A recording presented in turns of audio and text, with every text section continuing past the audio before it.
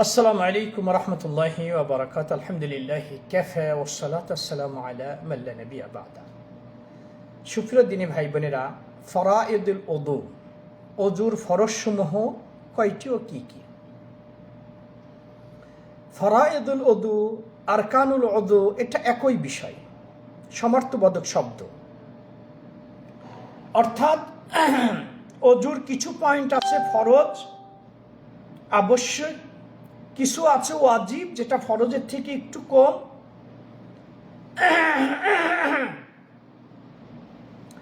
বা এখানে যেটাকে ফরজ সেটাকে ওয়াজিব বলা হয়েছে।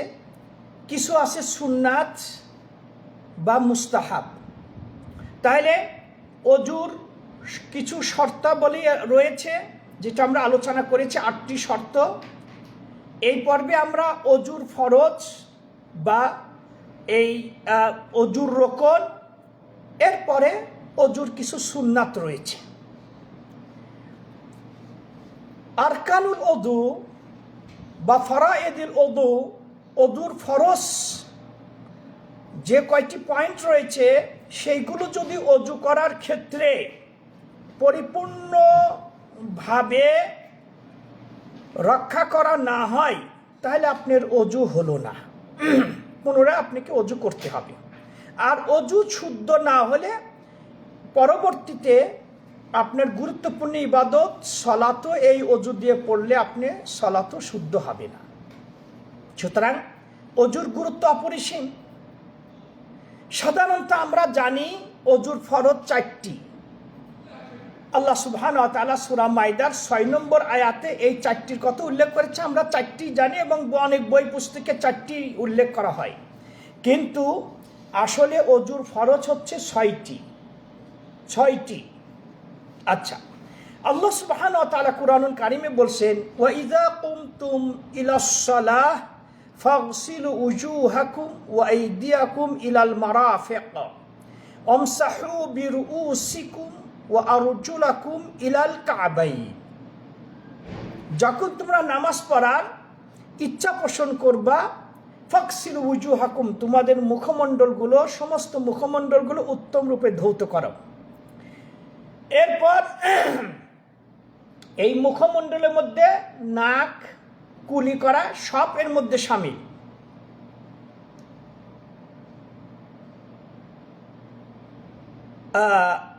ফাগসিলু ওয়াইদিয়াকুম ইলাল মারাফিক, উভয় হাতের কুনুই সহ ধৌত করো। যাদের এই হাতা টাইট, পুরুষ হোক মহিলা হোক, যদি আপনার এই কুনুই ওভারটেক করে যদি এই পর্যন্ত আপনি না ধৌত করেন, এই কুনুই এইটার যদি আপনার কুনুই পর্যন্ত যদি পরিপূর্ণ না পৌঁছায় তাহলে আপনার ওযু হলো না। অবশ্যই কুনুইটা ওভারটেক করে আসতে হবে। এই জন্য আবু হুরায়রা রাদিয়াল্লাহু তাআলা পুরা হাত তিনি ধৌত করতেন, কারণ কিয়ামতের দিন হাদিসে এসেছে যে ওযুর অঙ্গ প্রত্যঙ্গগুলো উজ্জ্বল দেখাবে। আর এই উজ্জ্বলতা দেখেই রাসূল সাল্লাল্লাহু আলাইহি সাল্লাম তিনি চিনে নিবেন যে এরা আমার উম্মতি মুহাম্মাদির বিশেষ বৈশিষ্ট্য হচ্ছে যে তাদের ওযুর অঙ্গগুলো মানে উজ্জ্বল দেখাবে। এরপরে ওয়ামসাহু বিরুউসিকুম, মাথা মাসে করা। এরপর ওয়া আরজুলাকুম ইলাল কাবাইন, টাকনু সহ উভয় পা উত্তম রূপে ধৌত করা। এই 6টি হচ্ছে সূরা মাইদার 6 নম্বর, এই 4টি হচ্ছে সূরা মাইদার 6 নং আয়াতে আল্লাহ উল্লেখ করেছেন। বাকি থাকলো 2টো। এক হচ্ছে তারতিব বা এই মানে ওযুর অঙ্গগুলোর মাঝে ধারাবাহিকতা রক্ষা করা, পর্যায়ক্রমে। আল্লাহ বলেছেন যে মুখমণ্ডল, হাত, মাথা, পা। সুতরাং এর বিপরীত আপনি করলে চলবে না। মাথা মসে করার আগে যদি আপনি পা ধৌত করেন তাহলে আপনি হলো না। মাথা মসে করার আপনার এই পরে যদি আপনি হাত ধৌত করেন হলো না। তো সুতরাং আল্লাহ সুবহানাহু ওয়া তাআলা যে ধারাবাহিকভাবে উল্লেখ করেছেন, এই ধারাবাহিকতা রক্ষা করা এটাও হচ্ছে ওযুর ফরজ। এর বিপরীত আপনি করলে ওযু হবে না। 6 নম্বরটাতে আমরা ভুল করি, আল মুআলাত, অর্থাৎ পরস্পরা রক্ষা করা, অর্থাৎ অঙ্গগুলো ধৌত করার ক্ষেত্রে দীর্ঘ সময়ের বিরতি না দেওয়া। ভালো করে বুঝবো, এইটাতে আমরা ভুল করি। আল মুআলাত পরস্পরা উল্লেখ করা অর্থাৎ এক অঙ্গ ধৌত করার পর পরক্ষণেই পরবর্তী অঙ্গ ধৌত করা। আপনি যদি মাঝখানে কিছু সময় বিরতি দেন, যেই অঙ্গটা ধৌত করেন ওটা যদি শুকিয়ে যায়, তার নেক্সট অঙ্গ যদি আপনি ধৌত করেন, আপনার অজু হলো না। সে আপনি মুখমণ্ডল ধৌত করেছেন, হাত ধৌত করেছেন, একটা ফোন আসলে আপনি রিসিভ করলেন, 1 মিনিট কথা বললেন, এই যে মুখমণ্ডল এবং হাত আপনি ধৌত করেছিলেন এটি শুকিয়ে গেল।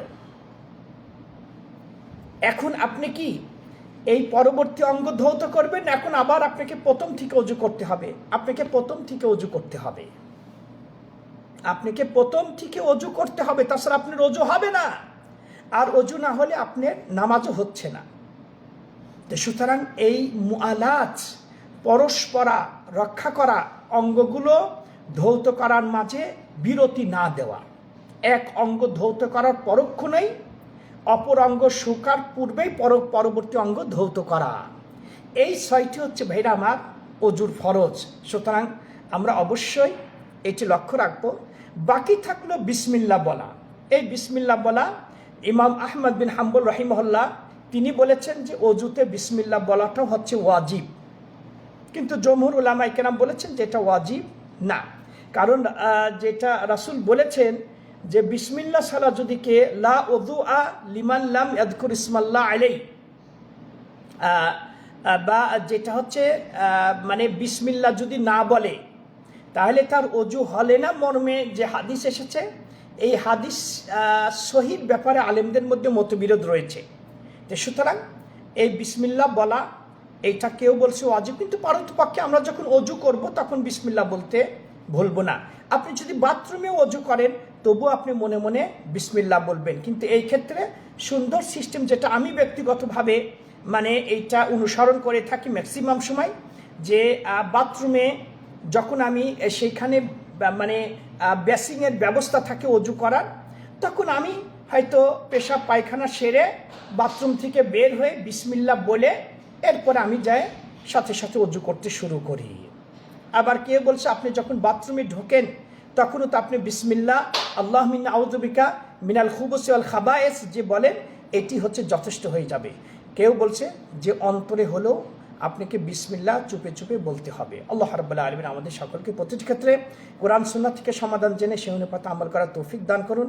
হাদা আল্লাহু আলাম ওয়া সাল্লাল্লাহু আলা নবিয়িনা মুহাম্মদ ওয়া আলা আলিহি ওয়া সাহবিহি আজমাইন। আসসালামু আলাইকুম ওয়া রাহমাতুল্লাহি ওয়া বারাকাতুহু।